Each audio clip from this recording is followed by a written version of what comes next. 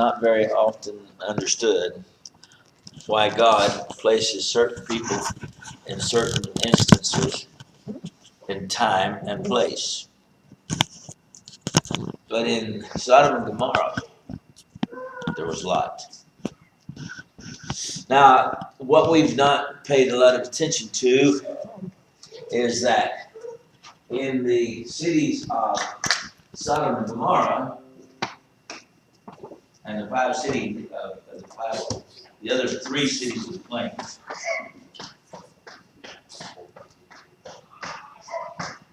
were the sons of Cain. And they'd broken away from the law of God and the law of nature and the distinction that God gave in discipline, morality, and decency. On the outside of this world was a man by the name of Abram at this time. Abram was from the sons of Seth. These were the children of God. The children of God had always practiced in favor of serving God through a patriarch. This patriarch was the head of the family. Had he been on earth at this time, there was a chief or a high priest, a patriarch. The word priest is an interesting word. The interceder.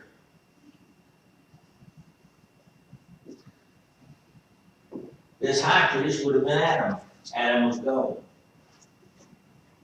Had it been that Noah was on the earth, it would have been Noah. Noah was gone. So the high priest of the world fell on the floor. So the high priest of the world at this time was Japheth. Japheth. Don't know if you ever paid any attention to it, but the definition of Japheth was the enlarger. Oh, really? The one enlarged. Wow. Now that's of course magnified, made great, made honorable. But you see Japheth in his common setting, and he didn't look like he was enlarged at all. Because Japheth was the older brother of Ham and Shem. Interestingly enough, the writer of the book of Genesis was the son of Seth, a son of Noah, who had come into and been a part of and established a priesthood.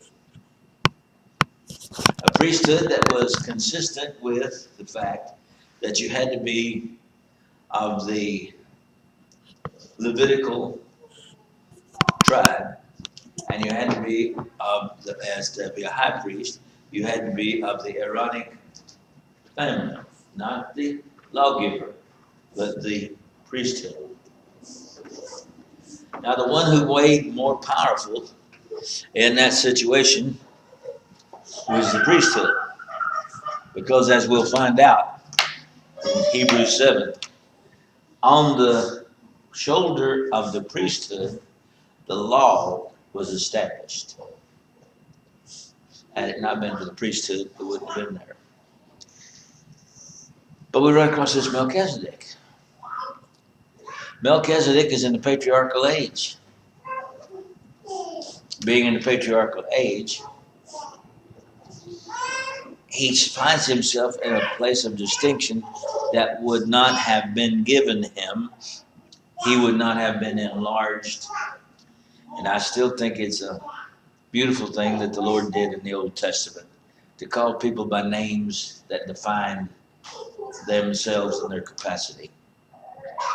I don't think that Japheth would have been in the situation he would have been in if this had been the writing of one of the sons of Seth, and he was writing as he knew, as he thinks. As he understands, you still study today in Judaism, and the Judaic writers will always, and the Jews today, in the Torah and in their new law of new enfranchisement of their own religion, still tell you that Melchizedek was sent because they want the enlarged one to be a Jew, which Seth would have been the father of the Jews, because through the lineage of Seth came Abraham. Through the lineage of Abraham came the children of Israel. Through the children of Israel came Levi. Through Levi came Aaron and Moses. Through Aaron came priesthood, the most important man in the kingdom. Before there was a king, there was a priesthood. Had it been that the kingdom could have existed without a king, they would have not understood. And so therefore, we had to study last week, I believe it was, on Samuel. But now, we come to something different. This Melchizedek was the king of Jerusalem, Salem at that time it was called. He was a righteous man. This righteousness is that's a part of this Melchi, or he is the righteous one, and also the Prince of Peace. He had three qualifications. He was the man to establish righteousness. He was the one that had the right to establish peace.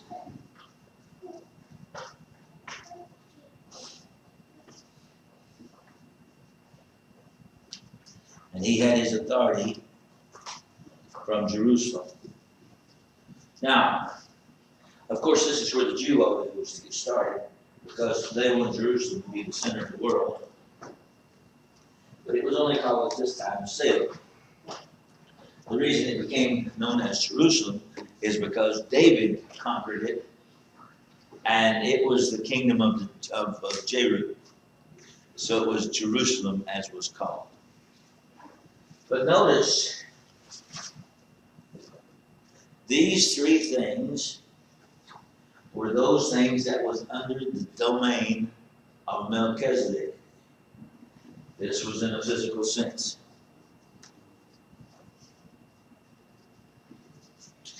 But when Jerusalem, or Abraham, who was the conqueror of the world. Now nobody thinks of that because they think this is a little spat in a little valley somewhere that got over there and didn't get much attention. But if you just watch CNN News, they'd have told it wrong. But the point is, this was for the conquering, or for the power, or for the sole dominion, or for the domination of the world. Stop, think about it. If you'll see where these kings came from, look at Genesis 14:1 and 2. You'll see that these were the kings of Shinar. This was Chedorlaomer, and if you ever studied early history, you'll find out that Chedorlaomer was the great, probably considered to be the greatest of the kings. And he was entitled, was the king of the nations. Let's just read. It came to pass in the days of Amraphel, king of Shinar, Arioch, king of Elasar, Chedorlaomer, king of Elam, and Tidal, king of nations, that these made war with Bera, king of Sodom, and Bersha, king of Gomorrah, Shinab, king of Admah, and Shemeber, king of Zeboim, and the king of Bela, which is Zoar. Now, you're familiar with all these words and terms, but you just don't have in your familiarity that these were the kings of the world. So this was really, basically, World War I. Now, they'd have gotten away with it, except When they came through and had this battle, they made a mistake. And the mistake was that when they went to battle and came through Gomorrah, it says in verse 20, and the vale of Shittim was full of slime pits, and the kings of Sodom and Gomorrah fled and fell there. And they that remained fled to the mountains. So they took all the goods of Sodom and Gomorrah and all their victuals and went their way. And here is the verse that they would have liked to have had left out. And they took Lot. Who was Lot? He was Abram's brother's son. Abram's brother was Haran. And Haran was married to, anybody know? Well, we can go back and study. Go back to chapter 12. You'll see that these names are given.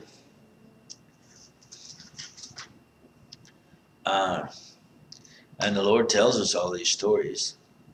But let's start with the verse 25, not chapter 12, chapter 11. Chapter 11, verse 25. It says, Nahor lived after he begat Terah 119 years and begat sons and daughters. And Terah lived 75 years and begat Abram, Nahor, and Haran. And these are the generations of Terah. Terah begat Abram, Nahor, and Haran. And Haran begat Lot. And Haran died before his father Terah in the land of his nativity, in Ur of the Chaldees. And Abram and Nahor took them wives. The name of Abram's wife. Now, so who was Terah? He was Abram's father. Terah begat Abram, Nahor, and Haran, verse 27. Haran died. Haran must have been quite a bit older than Abram and Haran. So, what's his name? Yeah, Abram and then Nahor. So Abram then and Nahor took wives after the death of Terah. No, I'm getting this wrong. Terah, after the death of Haran, Abram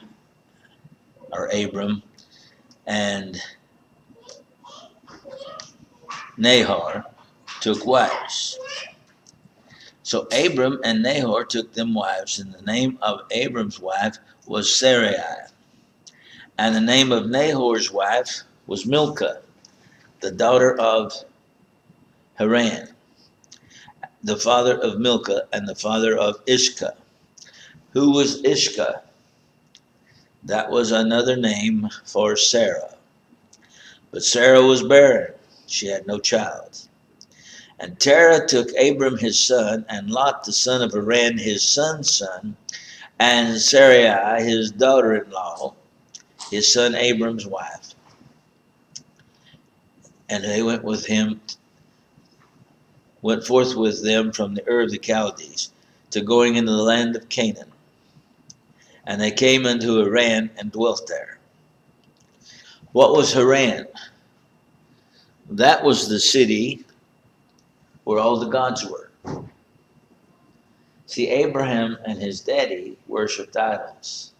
And this was the most idoled city in the known world. And just establishing the fact behind all these things will help you understand, I think, Melchizedek. Nobody was in control. You still had the good versus the bad.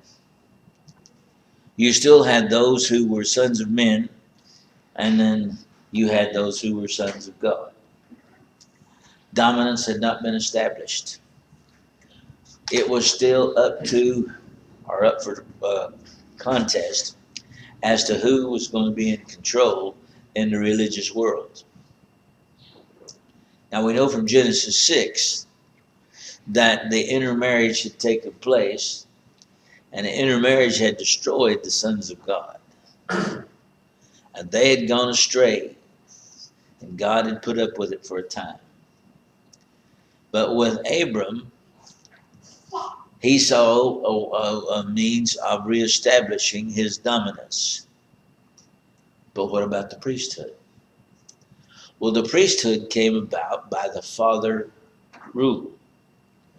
And the man that appeared by the name of Melchizedek was known as the high priest of the world. And his name was Melchizedek. This high priest, as we know of it, was the one who came and showed his established presence and his dominance in the world, because he brought with him a complement of the Lord's Supper.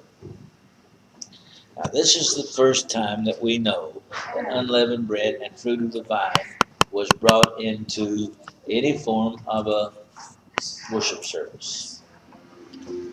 We don't have to question then about Melchizedek as to whose son he was, because we know that he was the highest priest, which would mean that he was the oldest father, which would mean that he was the one who had or was used by God to reestablish the dominance and those who would serve him faithfully. Now, until this time, the patriarch was the chief, the father ruled, but he wasn't necessarily the priest. The oldest patriarch was dominant. And here we come, and we run into this Melchizedek. Melchizedek is an established fact, a understood quantity, and it's something that we'll try to present so you'll understand it. But what I wanted to show you is who he was and what he was. Now, he is in his rightful country that was given Japheth, or in which Japheth roamed. He was in his place, in his right time, at the right time, and put in a position to serve God. Abraham brought tithes to him. Now, the tithe was paid to kings, to royalty, to those who were in command, to those who were servants of God. Question: how, in the counterbalance of the priesthood, was the priesthood paid?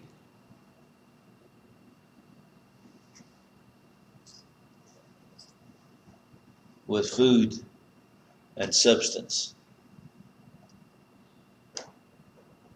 You're talking about The Levitical priesthood. Okay. Who paid the priesthood? Its brothers, its family, members of the tribes or the house of Israel. And they were established as the ones who were paid to serve God. They didn't work like everybody else. They didn't plow, they didn't reap, they didn't do this, they didn't do that. And of course, the house of Aaron was the highest office amongst them. What I'm trying to do is set up this thing as we go. What priesthood existed in the Old Testament covenant? You say the law of Moses? I say yes. You say the Levitical? I say no. In the Levitical priesthood, under the law of Moses, there was an establishment of a new priesthood. Turn to Psalms 110, and we're going to look at it. It came into existence at a time that you wouldn't expect. This, of course, was the writings of the prophet David, and it says, the Lord said unto my Lord, Sit thou on my right hand, until I make thine enemies thy footstool. We've not paid any attention to that. But I want to go now with you to Hebrews, the first chapter, and I want to show you that this is the exact wording that was stated in Psalms 110.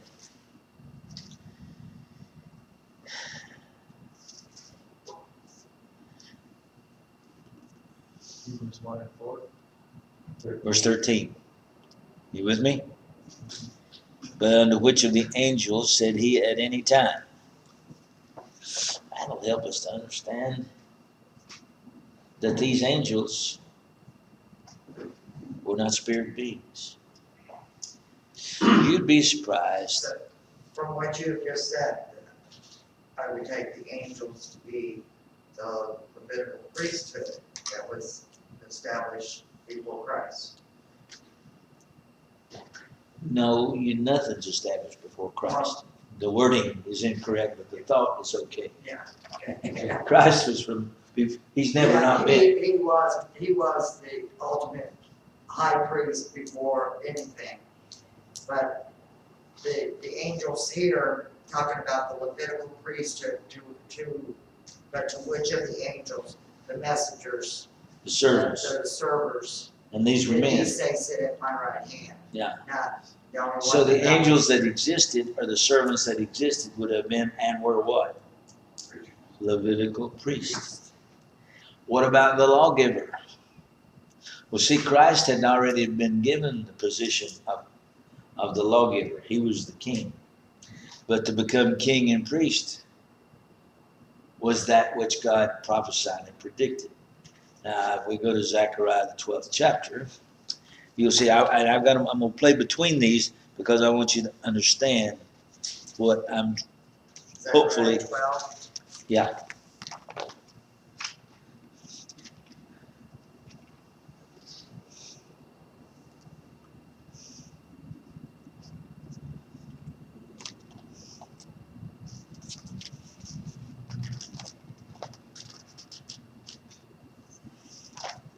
I can get it in a minute.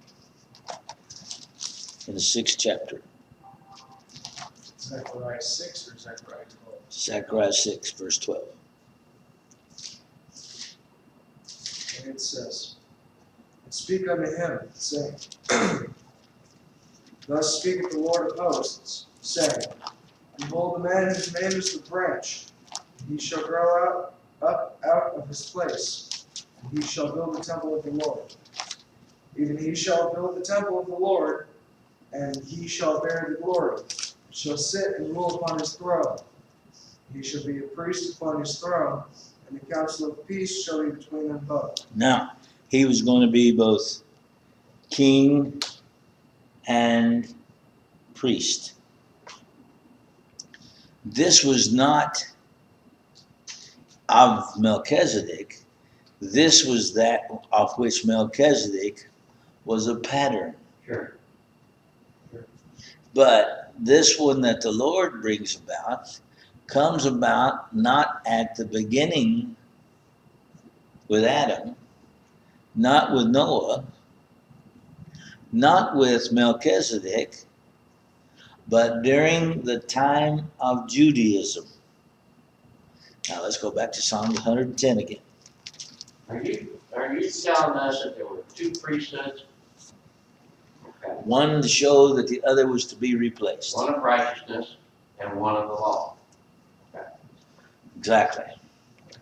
All right, so I do a lot of things that you'll understand later and a lot better. But the angels is one of the major controversies of Hebrews 1. But the text reads the same thing as the text of Psalms 110. Now the question comes about, when did the Lord establish Christ as his high priest? During the reign of the Levitical priest, where Aaron and his sons were high priests, to show without question or doubt that the priesthood of Levi or Aaron was to be replaced and superseded. So the king of the world was the man to whom the conqueror of the world paid obeisance. Now watch. King was the conqueror. The priest was him to whom he made obeisance. The conqueror made obeisance to the king. No. The conqueror made obeisance to the priest, the high priest of the world. In every essence of time, that has been the opposite. It's usually the king that rules the world. Amongst the Gentiles, it was always the king that ruled the world. Amongst the Jews, it was not the king who ruled the world. It was the high priest that ruled the nation. Follow me?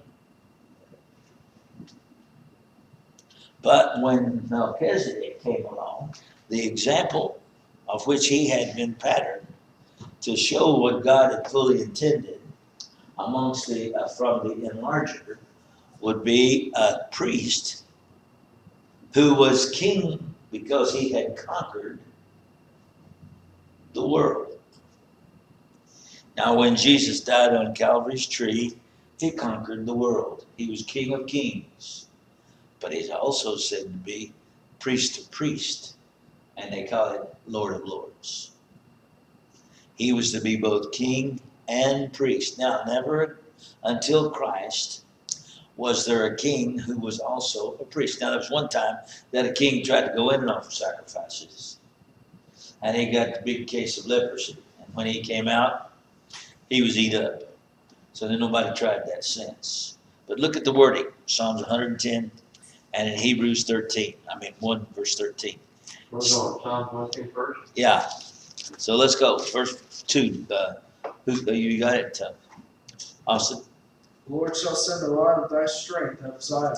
Now when? Read verse 1 again. The Lord said unto my Lord, sit thou at my right hand until I make thine enemies thy footstool. There's 3 or 4 things here that are established that you don't pay much attention to. Sit at my right hand. Who was the reigning supreme power of all things? God the Father.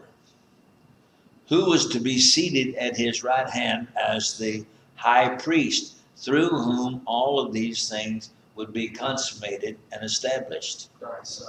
God the Son. When was this announced? After the Levitical priest had come into effect and been established for about 500 to 600 or 800 years.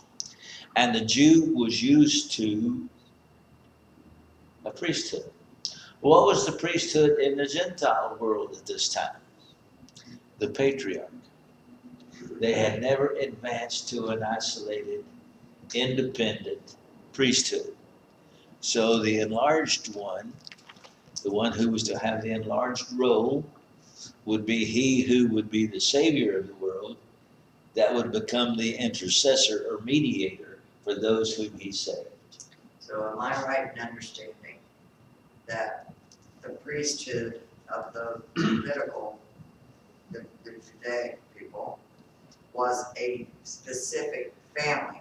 Yeah. That could be The high priest could be the priest. and the Levitical and a specific tribe. In the specific tribe. But to the Gentiles, it was the patriarch, and the patriarch is the head of a specific family. Right. It was the head of the family. And there was no. However many families there were that many patriarchs. And if they were religious at all, the father was the chief, and he ruled in any religious sense. And they weren't eat up with religion, so you didn't have to worry about it. But there were those who were very religious and understood God. And these are the ones that we have traced through the years and shown recognition to, that a lot of people have never studied. Was this before the time of them worshiping false gods? Sir? Was this the time before them they started worshiping Well, false I'm gods? glad you brought that up. I was gonna say, yet it had been the God over Ur. You know, if you're saying that there are two orders, I didn't say it, we just read it. okay, all right. When did the Lord say unto my Lord, sit thou on my right hand, I'll make thy enemies thy footstool? Well, during David's time, but Yeah, but why did he announce that? To show that there was a priesthood coming or there that was was a division, superior. Huh? or there was a division. No, a priesthood. The priesthood was not a division. It was a completely different, separate priesthood. Now, we don't know anything about it yet till we get to Hebrews 7. And Hebrews 7 is extremely enlightening. We would be lost. The Lord said unto my Lord, he'd made a decision. When did you read verbiage like this before? Go back to Psalms 2. I'm going to show you where he was established king. Now I'm going to show you where he was established priest.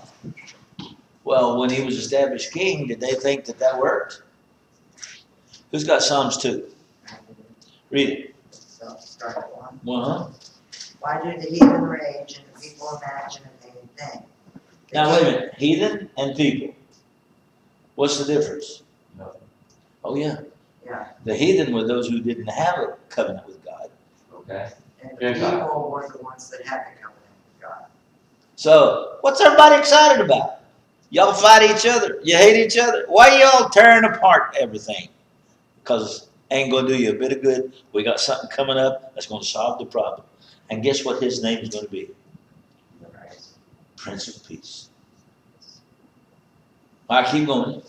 The kings of the earth set themselves, and the rulers take counsel together against the Lord and against his anointed, saying, let us break their bands asunder and cast away their cords from us.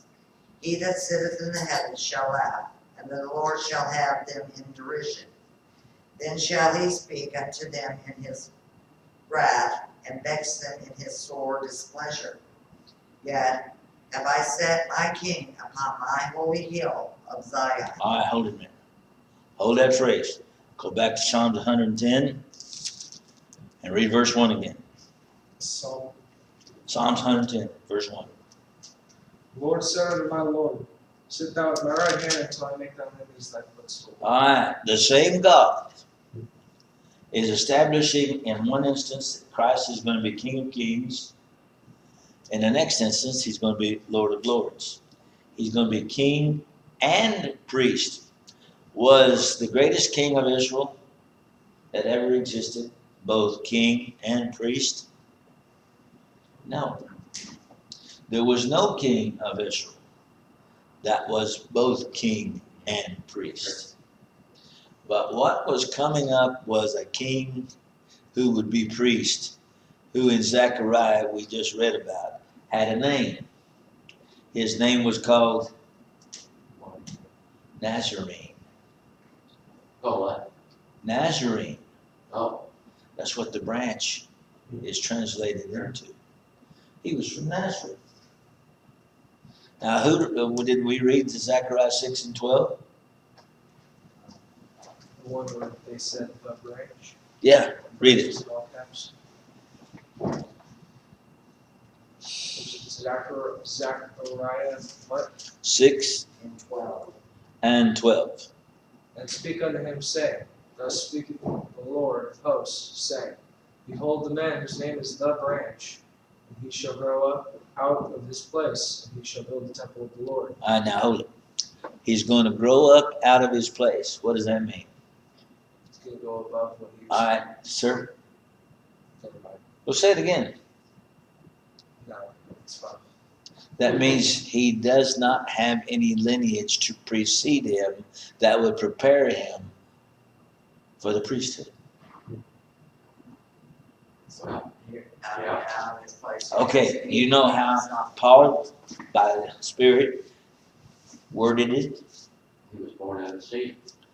He had no father or mother, beginning or end. In other words, Well, yeah. Jesus didn't come from the tribe of Levi. What qualified Jesus in becoming the high priest was not his physical ancestral inheritance, but because, like Melchizedek was a pattern to show, he was the oldest being to ever exist. His continuance of years was without number. Now we'll find this in Hebrews 7. We're going to go through this. It's going to take a little time, but I think it's going to be a rewarding study. So why It has been for me. So why did the heathen rage? Yeah, why did the world get all tore up? See, they hated each other. Why did the Gentile hate the Jew? Because the Jew, They thought that they were the chosen. The Jews thought they were better than the Yeah. Social, sure. Yeah. Well, it wasn't. There was a problem between the Jews and the Samaritans. The Samaritans had a little inkling about God, and the Jews said, "You boys are dogs. You ain't got the right to come into our camp." they didn't have the lineage. Yeah. And if they came to the temple of Jerusalem, what would the Jews do? Shut up. Shut the doors and close it and shut her down. They weren't allowed in there. So they hated each other. Or it was what Paul wrote as and described as the middle wall of partition. Now read that verse again. Why did the heathen rage and the people imagine a vain thing? And the kings of this go ahead. And the kings of the world rise up against the Lord and his Christ. And the kings of the earth set themselves, and the rulers take counsel together against the Lord and against his anointed, saying, Let us break their bands asunder and cast away their cords from us. He that sitteth in the heavens shall laugh, and the Lord shall have them in derision. Then shall he speak unto them in his wrath, and vex them in his sore displeasure. Yet have I set my king upon my holy hill of Zion, and I will declare the decree. The Lord hath said unto me, Thou art my son, this day have I begotten thee. Man, listen to that verbiage. Sit thou on my right hand. No, I have declared a decree, huh? no, what it's actually a derision. He's going to send them some kind of false pretense of. They'll be so confused they won't understand it now. He'll have them so confused. They think that they're out here running the world. They won't have a chance to even to learn of the truth or. Well, they couldn't. It's too far. It's as the old song says, it's above their head. It's not in their pay grade. So They can't figure out what's going on. it's about third grade everything. Yeah. So, but the Lord. He's razzing you, Joe. Huh? He's razzing you. Except for us, we didn't get past the third grade, did we, Rich? He said, I got confused last week. So it was pretty much the Jews against the world at that time. Oh yeah. But what God was showing is that no, I didn't intend it that way. That's not the final outcome. That's not the way it's going to be. But it would have. I established the king. I will establish the high priest. This is according to my will, not yours. I have declared the Boy, it decree. must have been tough knowing Melchizedek and them knowing they were right and the other guys were wrong. Must have been tough. They Now- thought they had all the goodies and the breaks in life. And God was doing so much for them and everything, yeah. Well, now my question is if they had continued their way without the bragging and the continual defiance of letting others in, would they had still been the chosen? Or was it just by the plan of God that they were going to be chosen, then they were so high-minded that they were not? Why were they chosen? It's pretty. So, Because the father of the Jewish nation had a heart that God saw he could work in. Abraham was a friend of God, and Abraham would listen, and Abraham would obey. And God said, okay, Abraham, I've picked you out of all of this gobbledygook of society, and I'm going to establish a pattern amongst you to show the world what I will do. I will bless the people that I choose to bless. But he had to call them out of sin first. Now we have Melchizedek in line. He's a stranger, but he comes and blesses Abraham. How? He shows him unleavened bread and the fruit of the vine. Now, setting the pattern up for the sacrifice that is going to be made. Well, Abraham had to understand it. why would he not understand it if Abraham was what's that term that we always have as our mind when we think of somebody who would have sat at the council of Adam and have been taught the plan of God when God would come walking in the garden in the cool of the day. A really lucky person. A really lucky person, but what did they call themselves? High priest. No, there was but one high priest. See, there only was one and but one, and only one. There were many patriarchs, one high priest. And he showed himself out of the whole world when there were all these other different things. And he came and blessed Abraham, who Abraham paid tithes to as the king. And so he came as the priest then and offered a priestly blessing. What was the priestly blessing? How did Abraham know and understand it? Well, I got a lot of questions to ask you about Brother Abraham. Well, they understood the bread and wine. It was bread and wine. We know what it was, but how would you expect Abraham to understand it? Okay, now wait a minute. Let me ask you another question. When Abraham entered into Canaan, what was he going looking for? City on a hill. Which would be called Jerusalem. the Church of Christ, Yeah. not Jerusalem. Okay. He was going to look for a country, a city. He was going to look for the Church of Christ, whose builder and maker was God. How did Abraham know about that? Got some inside information. Yes. Well, we're all are chosen. We're all chosen. Who's all? I mean, well, Well, given the opportunity to. Now, every member of the Church of Christ is chosen, if that's what you want. well, yeah, I mean, because you're asking a minute ago that we all call ourselves, anointed or chosen. We're all priests. Well, that too. But you're saying we're becoming to meet Christ in the cool of the day, but what would they call themselves? No, I'm trying to get you to tell me the name of these. There was a certain kind that was amongst the Gentile world that was considered to be as wise as any Jewish high priest or wise man that ever existed. Can I ask you? Huh? The Magi. The Magi. The Magi. Wow. These all were Magi. Wow. Who was the Magi that we have recorded that prophesied that Christ would come out of Jerusalem? Well, we're not gonna. We're just having fun and introduce this tonight. So let's go. Numbers 23 or 22. Number 22. Yeah, when the children of Israel were coming out of Egyptian bondage, who did they run into? The Midianites. You're exactly right. And when they ran into the Midianites, who did they meet? Moab and elders. No. Who did they run into? Numbers 22.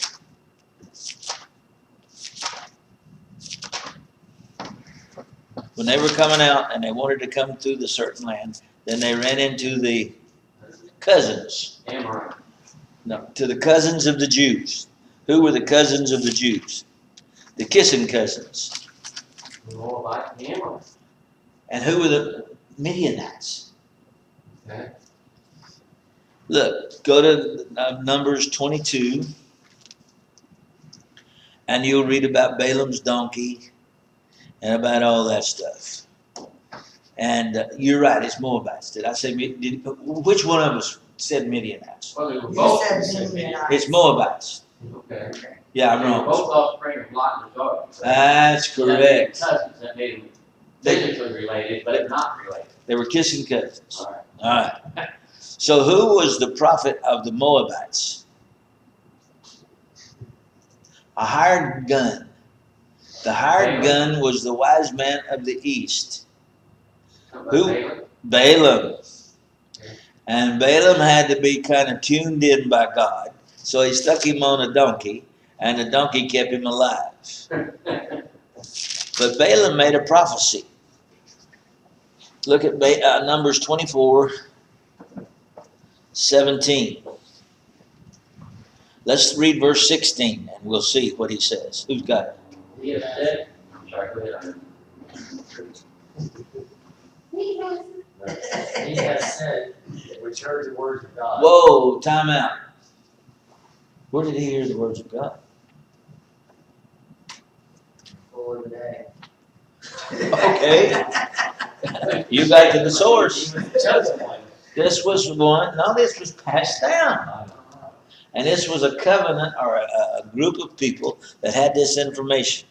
They'd heard the words of God, and guess what else they did? I knew the knowledge of the Most High. Wow. And if the patriarch, Well, that's who he was. and if the patriarch had done their job along the way, the word of God Would have stayed in their heart. Stayed in their heart. But there was a group of people that had passed it along. Been no need for the second covenant. If the first covenant had been sufficient, been no need for the second. So sufficient in the case of forgiveness of sin or sick, in the case of the Jews refused and didn't obey and follow the law of Moses.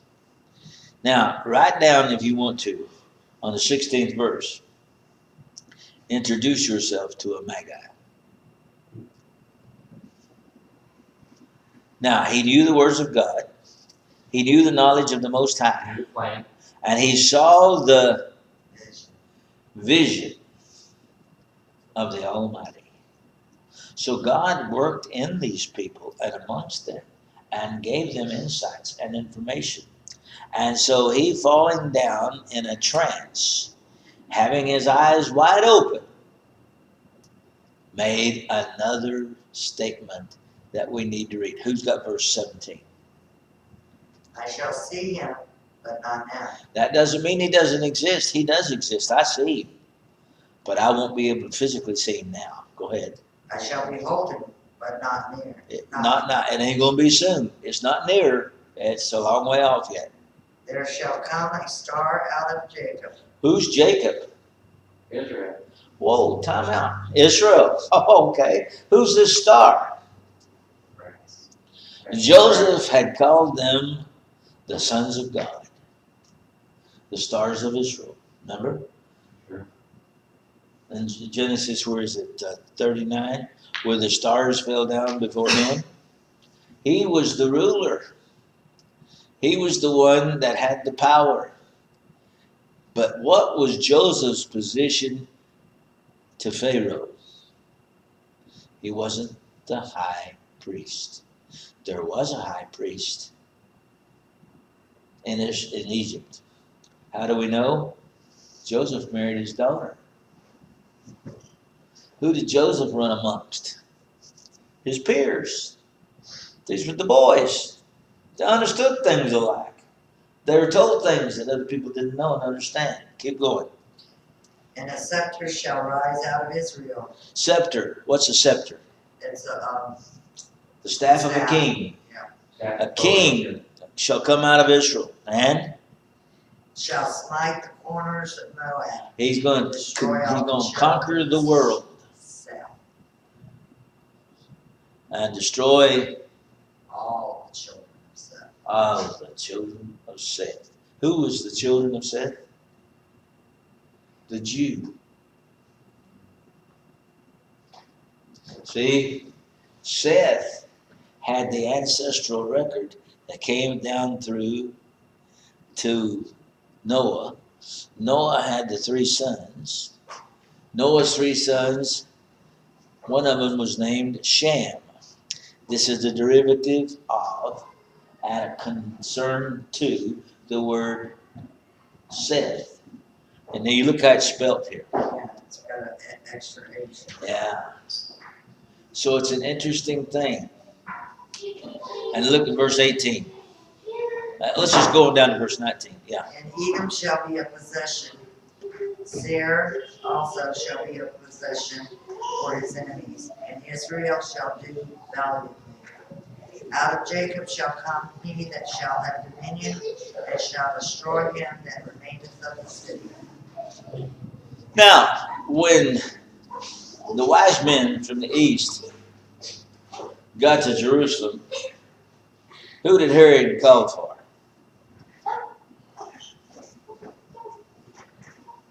The Magi. There were the Magi that was in Jerusalem at the time the wise men arrived.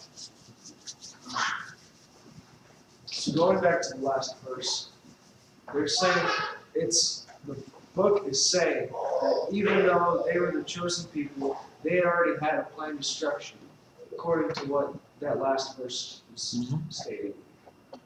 So even though they were high and mighty at the time, they thought they were still the chosen people. Their destruction was inevitable. God was going to take them down. So while this was being true, and it was, he announced the priesthood that was going to come into existence. So when did the priesthood become a reality? When God said, "Sit on my right hand until I make thy enemies thy footstool." Now all of this, my friend, is in Hebrews 7, which we won't start tonight because of the time. But there's a statement made in Hebrews 7 I want you to consider. Let's turn over there right quick. Because it says, and we've gone over a lot of this, and an understanding of it is something that we've not discussed. Look at verse 17.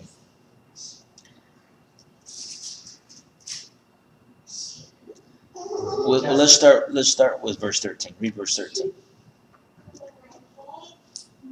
For he whom these things are spoken pertaineth to another tribe, of which no man gave attendance at the altar. Whoever this is never was a Levite.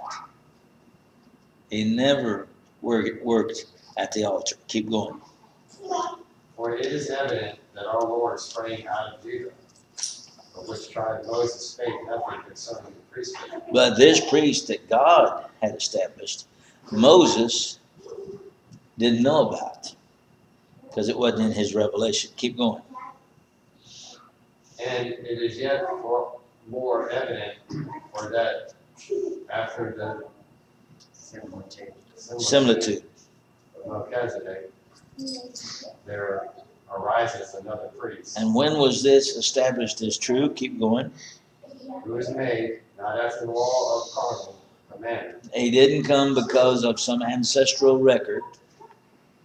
but after the power of an endless life. He came because of the word of God, the Ancient of Days. Keep going. For he testified, thou art a priest, forever after the order of Melchizedek. Okay. Melchizedek followed in pattern to what Christ is and was. So this is where we're headed. And we'll be discussing this all through the next 2 or 3 weeks. So we understand where we are. Much better. We'll get some information. Yes, ma'am. We'll get some information that people don't know about. But it was established long before time began. It was established long before the Jew was ever heard of. It was established, vouchsafed to assure, but not announced. When is it that the Jew found out that Christ was their king? When they tried to bounce him. After they killed him. When they tried to bounce Samuel. Yeah. Yeah. So, I mean, all of these things were set up long before. And who knew about it? The Magi. So don't think it's strange when our boy Abraham would take off and not be hesitant at all to leave. Because he was going to go to a piece or a place where he was going to find God's revelation brought to reality. That is the Church of Christ. And that's the reason he was so industrious about going into a strange land. A land that he never had a house in. As my brother here gave me the wording that I've always appreciated. Abraham never had a front door, but he owned the whole cotton picking joint. Okay?